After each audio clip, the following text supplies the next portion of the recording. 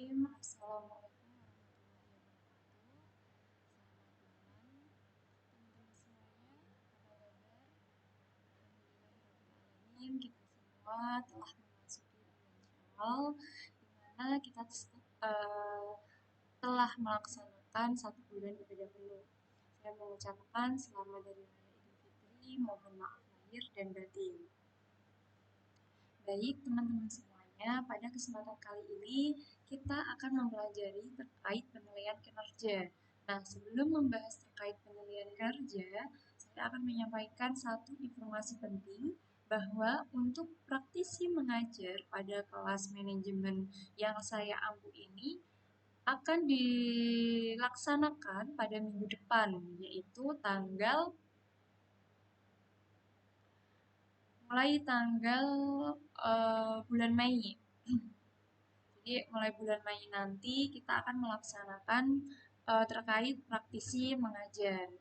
Nah, karena untuk minggu depan kan tanggal 1 otomatis eh, apa namanya ada hari buruh, kita bisa off karena tanggal merah, dan kita akan melaksanakan minggu depannya lagi untuk pelaksanaan praktisi mengajarnya, teman-teman. Jadi saya harap di sini kita sama-sama berkontribusi untuk mengikuti perkuliahan dari dosen praktisi ini, dan semua perkuliahan kita akan lakukan melalui Zoom meeting, di mana saya harap semua mahasiswa yang saya ampu pada hari ini, yaitu pada mata kuliah ini, wajib mengikuti perkuliahan dosen praktisi atau wajib masuk dalam perkuliahan via Zoom. Apabila dari satu kalian diketahui tidak mengikuti perkuliahan dalam via Zoom, maka akan berimbas pada penilaian dalam kinerja perkuliahan manajemen SDM ini. Jadi saya harap teman-teman saling uh, berharap untuk mendapatkan pengalaman yang lebih luas dan lebih efektif dari dosen praktisi ini, yang tentunya pengalaman-pengalaman beliau ini dia lebih ke dunia kerja gitu ya, teman-teman. Saya harap semua bisa dilaksanakan dengan baik untuk mengikuti ya Zoom. Oke, pada pertemuan perkuliahan ini kita akan membahas terkait penilaian kinerja, atau kita bisa sebutnya dengan performance appraisal, di mana kita dapat didefinisikan sebagai evaluasi sistematis terhadap kinerja karyawan, dan untuk memahami kemampuan karyawan tersebut sehingga dapat merencanakan pengembangan karir lebih lanjut bagi karyawan bersangkutan. Jadi teman-teman, penilaian kinerja ini di hasil atau kemampuan di mana ini nanti akan merencanakan pengembangan karir yang lebih lanjut bagi karyawannya. Makanya seorang human research HR atau HRD ini dalam perusahaan, dia harus mampu nih memberikan penilaian kinerja bagi karyawannya, di mana ini sebagai pengembangan karir mereka nantinya. Atau kita bisa memberikan definisi bahwa penilaian kinerja ini menilai atau mengevaluasi keterampilan, kemampuan, pencapaian, serta pertumbuhan seseorang karyawan. Yang ketiga, penilaian kinerja ini sebagai alat untuk menemukan, menganalisis, dan mengklasifikasikan perbedaan di antara pekerja kaitannya dengan standar kerja. Nah, definisi ini tentunya di mana penilaian kinerja ini diharapkan untuk pencapaian yang maksimal atau optimal dari pengembangan karir seorang karyawan. Jadi diperlukanlah penilaian kinerja. Nah, untuk tujuan penilaian kinerja ini kita perlu mengetahui bahwa pertama, untuk mengetahui kualitas kinerja karyawan. Bagaimana ini mengetahui kualitas kerja karyawan? Tentunya ini menyangkut pengetahuan tentang pekerjaannya, kemampuan kerja dalam semangat koordinasi dia, terus ada ketepatan waktu dalam dia bekerja, antusiasme, kualitas kepemimpinan. Di sini ini tujuannya untuk menilai kualitas kinerja karyawan. Yang kedua, melalui metode prosedur penilaian distandarisasi. Jadi manajemen itu menstandarisasi penilaian bagi karyawannya, dengan ini akan mengukur kualitas yang sama dengan mengukur kualitas sama antar karyawan, karena tidak akan memberikan kecemburuan sosial tentunya. Yang ketiga, untuk meninjau dan menyelenggarakan program pelatihan promosi atau program lainnya. Yang keempat, membantu dalam penempatan karyawan yang benar dan juga dalam menemukan ketidakcocokan yang mungkin dipindah ke tempat yang tepat. Yang kelima, sebagai acuan untuk menentukan kompensasi, terus ada untuk menentukan struktur upah dan kenaikan gaji. Jadi tujuan penilaian kinerja ini yang dilakukan oleh manajemen tentunya berdampak positif terhadap karyawannya, karena apabila penilaian kinerja dari karyawan itu positif atau baik, tentunya akan memberikan dampak positif juga terhadap karyawannya, yaitu bisa berupa kompensasi atau bahkan jenjang karir gitu. Nah, mesti ada pertanyaan, penilaian kinerja apakah penting? Nah, menurut kalian bagaimana? Apakah penting penilaian kinerja? Nah, kita perlu nih membahas ini, bahwa penilaian kinerja ini telah dianggap sebagai alat paling signifikan bagi suatu perusahaan yang memberikan informasi yang sangat berguna dalam membuat keputusan mengenai berbagai aspek seperti promosi dan peringkat prestasi. Yang kedua, mengedepankan keadilan kepada karyawan, karena tentunya adanya penilaian yang apa namanya adil itu dilakukan secara objektif. Terus yang ketiga, jika data kinerja yang valid itu tersedianya tepat waktu, akurat, dan manajemen dapat mempertahankan kebijakan promosi dan kompensasi yang konsisten di seluruh sistem secara menyeluruh. Jadi apabila adanya penilaian kinerja ini, tentunya ini akan menjadi kebijakan untuk promosi atau memberikan kompensasi pada karyawan dari hasil kinerjanya. Terus yang keempat, jika penilaian kinerja dilakukan itu dengan baik, maka bisa digunakan untuk meningkatkan loyalitas dan motivasi bagi karyawan. Bagaimana sih? Tadi kita udah pentingnya dari penilaian kinerja, terus bagaimana langkah-langkah dalam penilaian kinerja ini? Kita perlu ketahui bahwa langkah-langkahnya itu menetapkan standar kinerja yang jelas dan cukup objektif untuk dipahami dan diukur. Nah, bobot dan poin ditunjukkan pada formulir penilaian untuk menilai kinerja. Yang kedua, itu mengkomunikasikan standar kinerja yang diharapkan kepada karyawan. Ketiga, mengukur kinerja nyata berdasarkan informasi-informasi yang bersedia dan yang tersedia dari berbagai sumber seperti pengamatan, laporan statistik, laporan lisan maupun tertulis berdasarkan fakta dan temuan. Yang keempat, kinerja nyata dibandingkan dengan standar yang ditentukan sebelumnya, di mana ini untuk mengungkapkan penyimpangan antara kinerja aktual dengan standar yang diharapkan. Yang kelima ini tentunya mendiskusikan hasil penilaian dengan karyawan. Ini tentunya bertujuan untuk mengetahui kekuatan dan kelemahan yang mana ini nanti dampaknya terhadap kinerja di masa yang akan datang. Nah, yang keenam itu langkah-langkahnya yaitu melakukan tindakan korektif. Ini melihat penyebabnya dari korektif dasar sampai ke sumber penyimpangan. Ini konseling dapat dilakukan atau penugasan untuk mengikuti kursus pelatihan formal, di mana upaya dilakukan untuk merekomendasikan kenaikan gaji atau promosi berdasarkan penilaian. Jadi teman-teman, langkah-langkah ini merupakan bagaimana penilaian kinerja ini dapat diukur dengan baik. Sedangkan metode, teknik, dan alat, ini ada beberapa metode dan teknik yang tersedia untuk mengukur kinerja seseorang karyawan.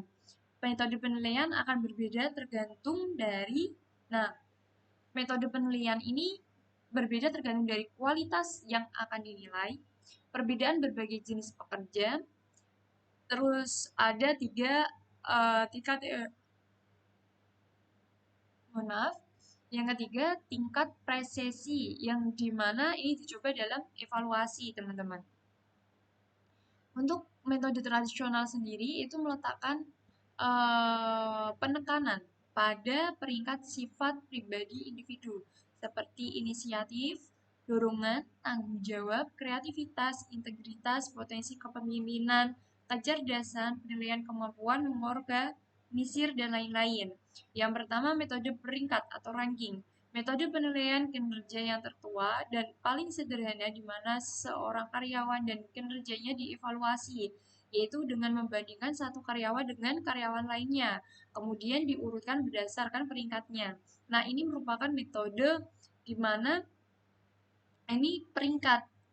Nah, keterbatasannya apa dalam metode peringkat ini? Pertama, pasti akan merasa kesulitan untuk membandingkan karena setiap karyawan itu mempunyai sifat dan perilaku yang berbeda-beda. Yang kedua, itu tugas memperingkatkan sulit karena jumlah besar orang ini dinilai. Jadi, misalnya kita sebagai HRD bakal kerepotan untuk menilai setiap karyawan-karyawan yang ada dalam perusahaan itu.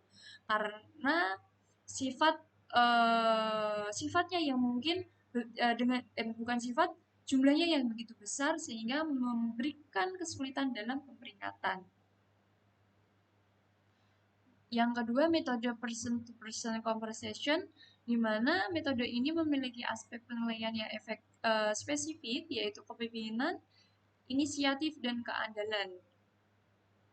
Setiap orang akan dinilai dibandingkan dengan orang lain dalam skala dan skor tertentu untuk setiap faktor yang diberikan kepadanya. Yang ketiga, metode penggolongan mutu atau grading, di mana ini merupakan metode penilaian berdasarkan presentase yang sudah ditentukan dalam kategori tertentu. Misalnya baik sekali, baik, bahkan cukup atau kurang, yang dapat dinilai berupa kemampuan analitis, kerjasama, pengetahuan tentang pekerjaan, kepemimpinan, dan lain-lain. Ini yang dinamakan metode penggolongan mutu atau grading. Nah, yang keempat itu ada metode skala penilaian grafik atau linier.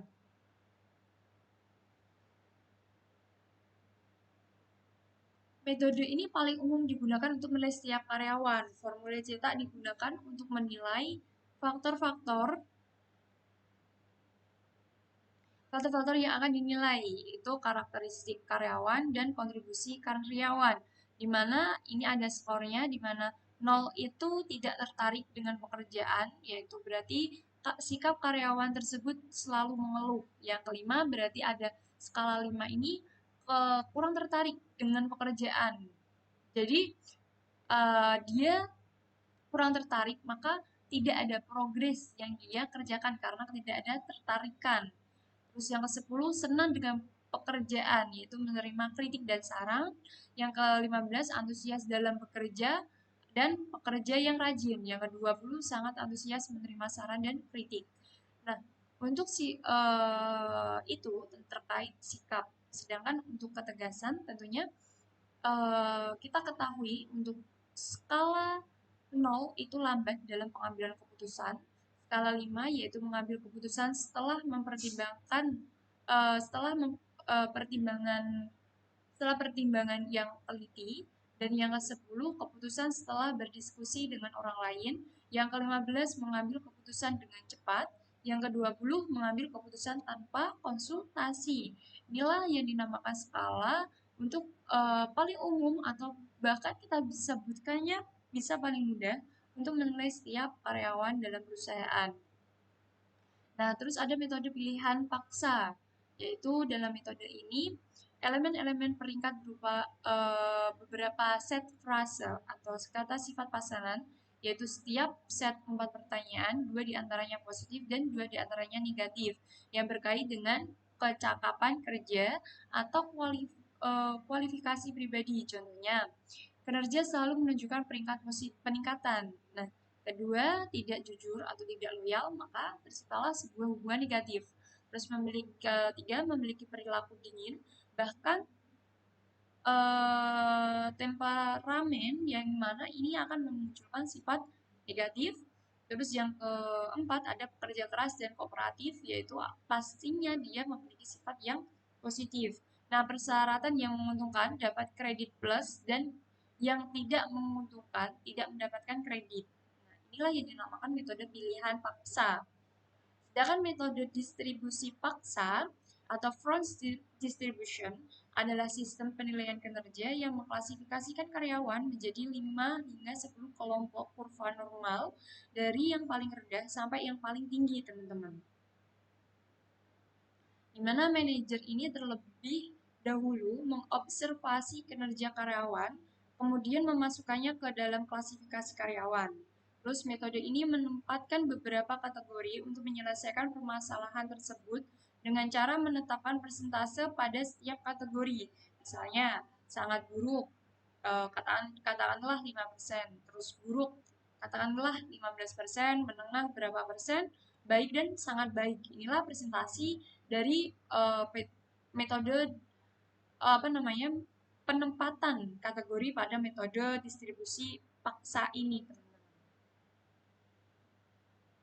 Yang ketujuh ada daftar periksa atau checklist. Jadi untuk ini metode ini memberikan masukan atau informasi yang dilakukan oleh personalia tentang perilaku karyawannya. Nah, penilaian kemudian memeriksa untuk menunjukkan apakah jawaban atas pertanyaan tentang karyawan ini positif atau negatif.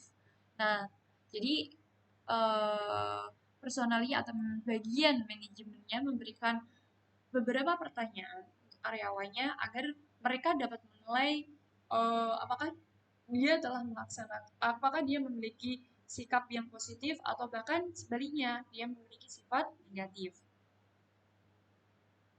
Yang kedelapan ada metode Isai bebas free atau free from Isai, di mana metode ini seorang penilai diharuskan membuat narasi berkenan dengan karyawan yang sedang dinilainya, mencakup faktor sebagai berikut.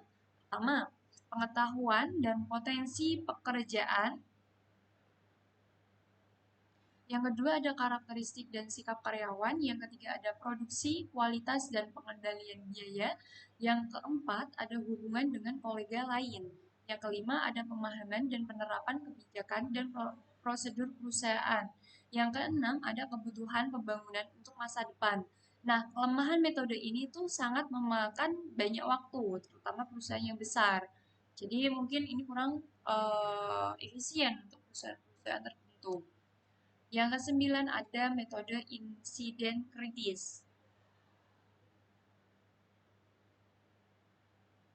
Nah, metode ini itu mengukur kinerja karyawan dalam hal peristiwa yang terjadi dalam kinerja pekerjaan karyawan. Peristiwa ini dikenal dengan insiden kritis, yaitu penilai harus mencatat semua kejadian mengenai tingkah laku bawahannya sehari-hari dan dimasukkan ke dalam buku catatan khusus yang terdiri dari berbagai macam kategori tingkah laku bawahannya, misal mengenai inisiatif, kerjasama, dan keselamatan. Contoh, ini manajer mengadakan barang, eh, maaf, manajer pengadaan barang dapat mencari insiden kritis dalam kinerja agen pembelian sebagai berikut. Manajer ini dapat memperlakukan piran niaga dengan cara yang tidak sopan. Nah, dia membantu, bukan manajernya, dia membantu pembelian untuk menyiapkan pemesan pembelian yang sulit dan tidak biasa. Terus dia bisa membujuk vendor lokal untuk menyediakan bahan penting yang dibutuhkan perusahaan. Nah, dia juga dapat menolak tawaran yang terlalu mahal. Dan yang kelima, dia gagal membalas panggilan telepon penting. Nah, ini yang dinamakan metode insiden kritis, di mana metode ini memiliki keterbatasan, teman-teman, yaitu insiden negatif umumnya lebih terlihat daripada yang positif. Terus manajer dapat membongkar serangkai keluhan tentang insiden sesi tinjauan kinerja tahunan, sementara mereka mungkin tidak mengetahui insiden baik. Nah, yang dinamakan metode insiden kritis.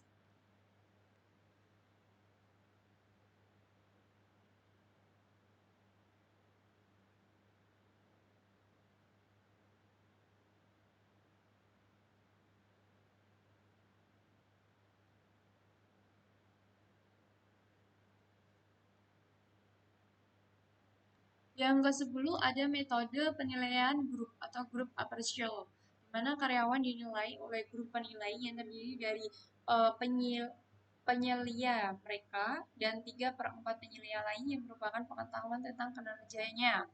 Nah, pengawas menjelaskan sifat dari tugas bawahannya.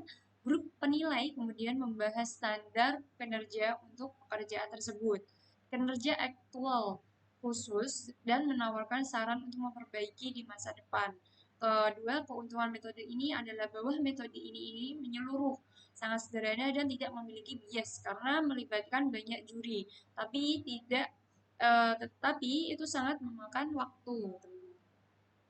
Oke, maaf, yang ke-11 ada metode tinjauan lapangan atau field review method, di mana pada metode ini tenaga ahli yang diwakilkan dari personalia turun ke lapangan dan membantu para atasan langsung dalam penilaian mereka. Nah, tenaga ahli dari personal ini mendapatkan informasi khusus dari atasan langsung tentang prestasi kerja karyawan dan mempersiapkan evaluasi atas dasar informasi tersebut. Yang kedua, evaluasi dikirim kepada si atasan langsung untuk review perubahan, persetujuan, dan pembahasan dengan karyawan yang dinilai. Yang terakhir, otomatis ada peringkatan keseluruhan diperoleh dari menggunakan kategorisasi 3 arah, yaitu luar biasa, memuaskan, dan tidak memuaskan. Inilah yang dinamakan metode-metode tradisional, teman-teman. Sedangkan untuk metode penilaian modern, ini telah berkembang nih, di mana ada manajemen by objektif atau yang bisa kita sering kenal itu MBO, di mana mungkin dikembangkan oleh Peter Drucker.